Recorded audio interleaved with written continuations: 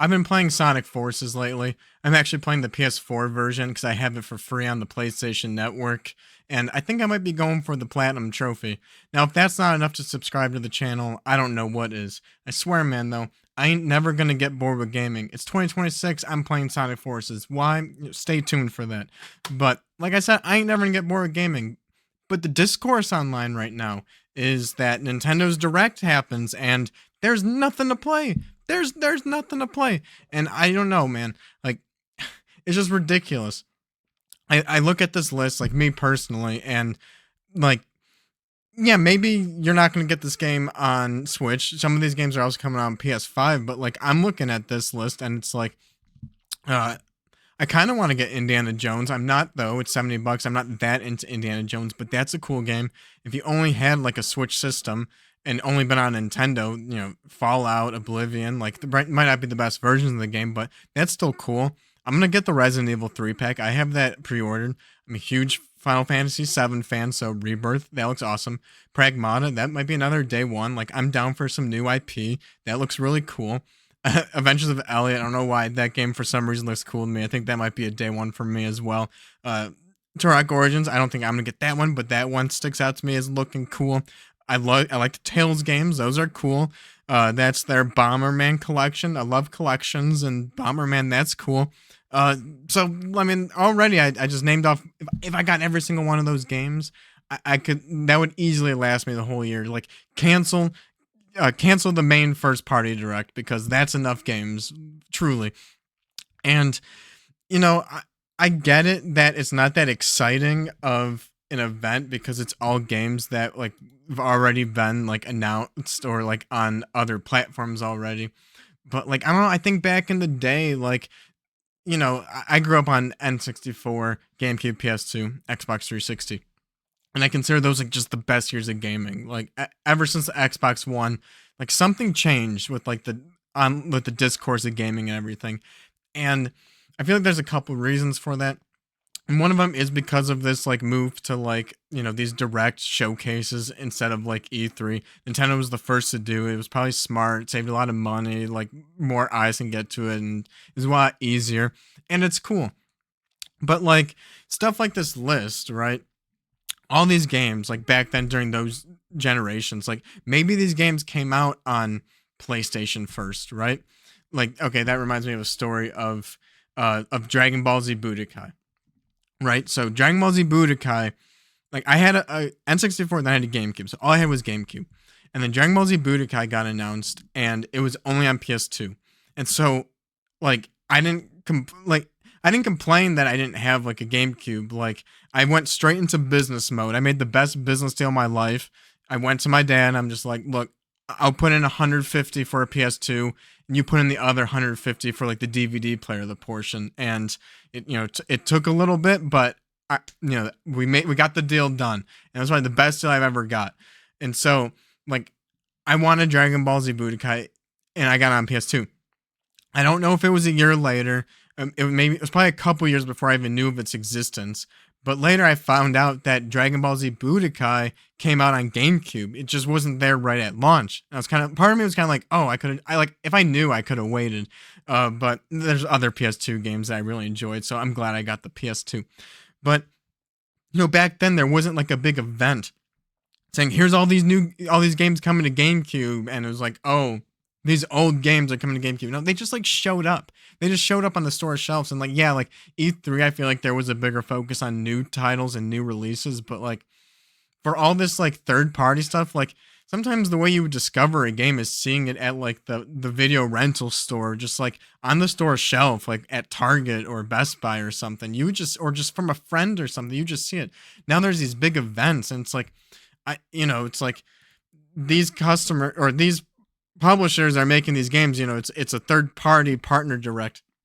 And they're just like, oh, well, if you have a Switch 2 and you want a Switch 2, like you can now get Fallout 4 on Switch 2. You can now get Oblivion.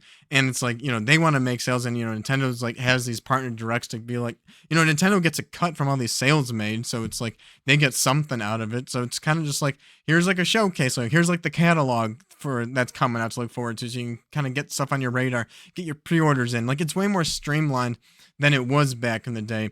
Back in the day, you would just like figure it out. And it's like not like people complained about it, like there was no complaints. It's like, oh, the game's now on my system, like cool, like I wasn't like mad when I found out that Dragon Ball Z Budokai came out on GameCube. Like, no, that's a PS2 game only. Like, it was like whatever. But then, like, that's not enough. Like, even though these games are now going to be available on Switch 2, then you got the weirdos out there, talking about. I'm seeing this image everywhere of the PS5 versus the Nintendo Switch 2 version. How it's like the Switch 2 version looks terrible. Look at that. Look how terrible that looks. And I'm looking at this right now, and I'm just like, at first glance, I'm like, they're the same image. Like these are the same image, and I have to look really, really hard. And I see this leg's a little more blurry and out of focus on like the PS5, but that's actually probably because like there's like a better focusing going on here. Uh, if I look like at the hands, there's like kind of more detail in the swirls over here. Some of the hair on the PS5 looks like there's some more detail versus the Switch 2 version.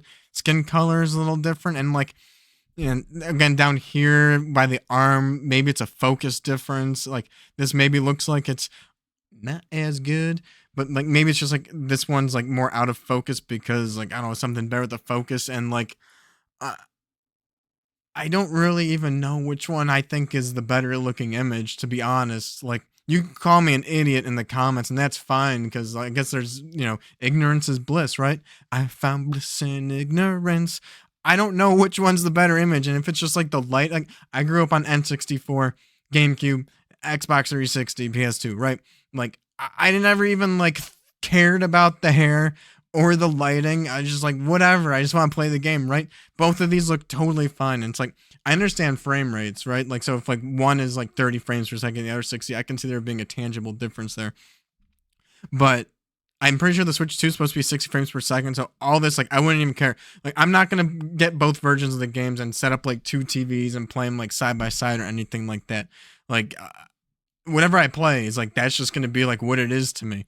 And like I think they both look totally fine. It's like whatever one's gonna have maybe like a different like art style is what it comes down to. But you got like this guy Tony. To all the fanboys, can we just be for real and admit that the Switch 2 version or the Switch 2 versions of the PS5 games aren't on the same level? Like, no duh. PS5 is a dedicated 200-watt console, but at the same time, many Switch 2 ports have been very efficient and absolutely 100% playable for a 9-watt portable device. Again, like in those eras, the Switch 2, not Switch 2, N64, GameCube, PS2, Xbox 360. I can't tell you how many watts those consoles are. I never cared.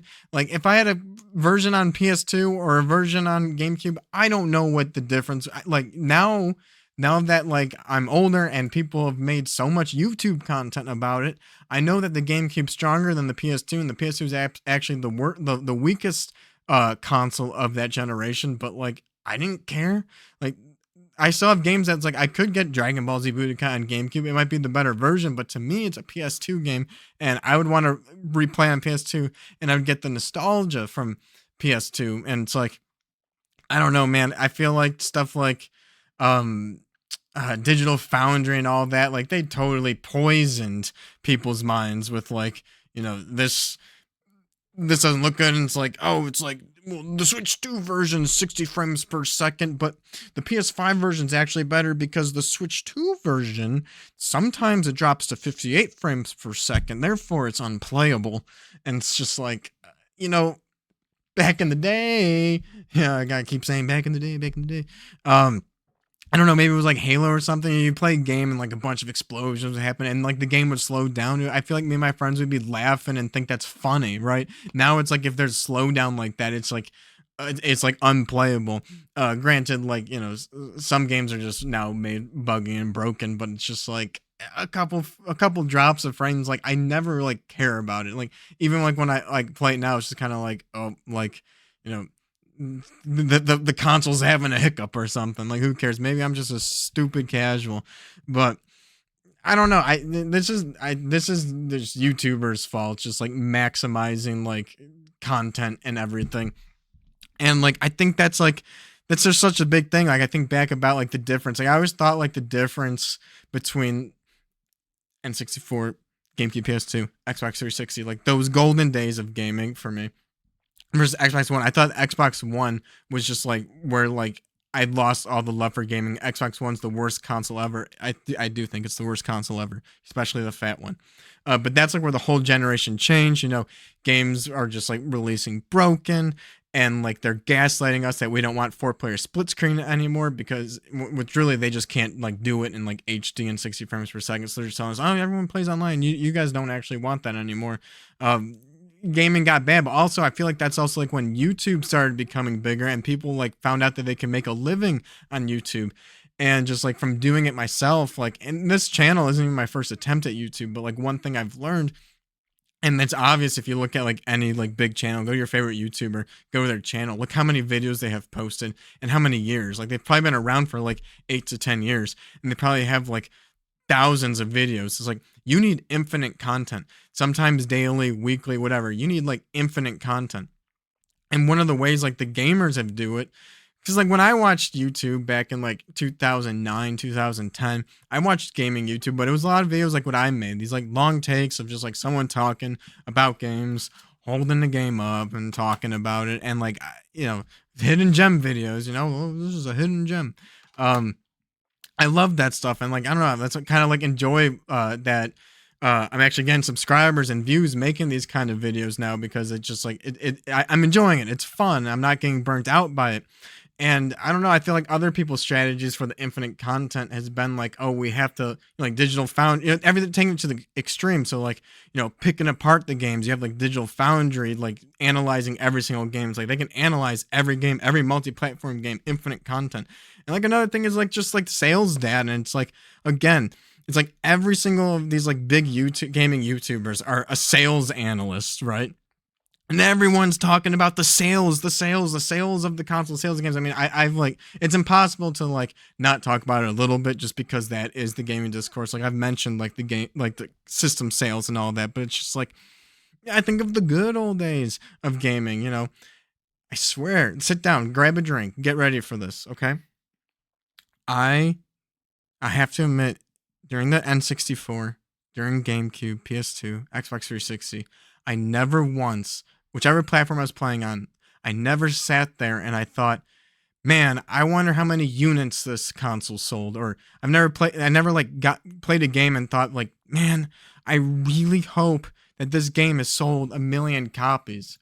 I mean, like, look at this. It's like Metroid Prime 4 sales numbers were not mentioned in Nintendo's financial results. This means it failed to sell over 1 million units on either Switch or Switch 2 as Nintendo counts the softwares for each platform separately. Bum, bum, bum. Combined, it could be over 1 million, but the sales numbers are unknown at the moment. Dang it. Oh, man.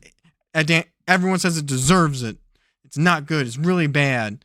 But then, don't worry, guys. Check that out on Reddit. Turns out Metroid Prime 4 sold over 1 million in 27 days on both platforms. Oh, it's not all doom and gloom. Thank goodness.